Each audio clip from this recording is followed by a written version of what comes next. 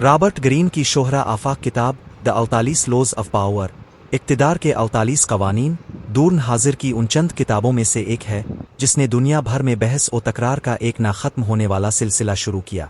ये किताब महज चंद उसूलों का मजमुआ नहीं है, बल्कि ये इंसानी नफ्सियात, तारीख़ और सियासत के गहरे मुताले का निचोड़ है। इस किताब का मरकज़ी नुक्ता इक़्तिदार, इख्तियार और ग़लबा है। मुसन्निफ़ का मानना है कि इक़्तिदार की ख्वाहिश इंसान की जिबिल्लत में शामिल है, चाहे कोई माने आ ना माने। ये दुनिया चालाकियों, जोड़ तोड़ और मुफादात के खेल पर चल रही है। उन्होंने 3000 साला इंसानी तारीख़ के अजीम फ़लसफ़ियों, बादशाहों, सियासतदानों जैसे मैकियोला, सुन त्ज़ू और नेपोलियन की ज़िंदगियों का निचोड़ निकाल कर 48 ऐसे कवानीन वज़ा किए हैं जिन पर अमल करके कोई भी शख्स इक़्तिदार हासिल कर सकता है, इसे बरकरार रख सकता है, खुद को दूसरों के वार से बचा सकता है। रॉबर्ट ग्रीन का अस्लोबन तहरीर इंतहाई सेहर अंगेज़ और दिलकश है।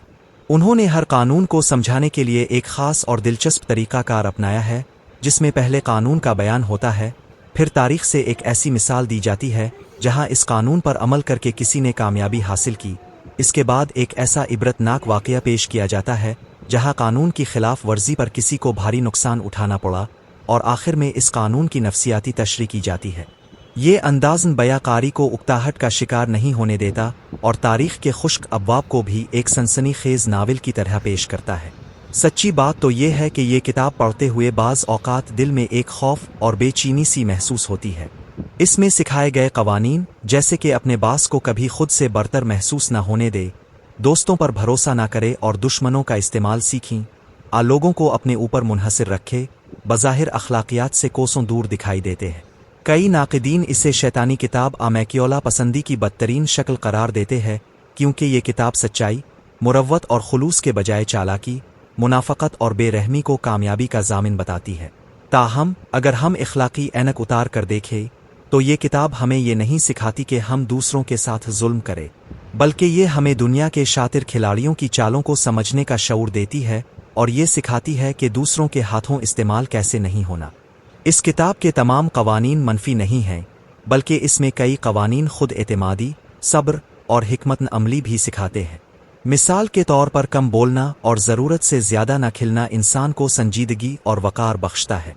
इसी तरह जज्बात पर काबू रखना गुस्से और हैजान में फ़ैसले करने के बजाय ठंडे दिमाग से सूरत हाल का जायज़ा लेना सिखाता है, और अपनी साख की हिफाजत करने का उसूल ये बताता है कि इज़्ज़त कमाना कितना मुश्किल और इसे गिनवाना कितना आसान है।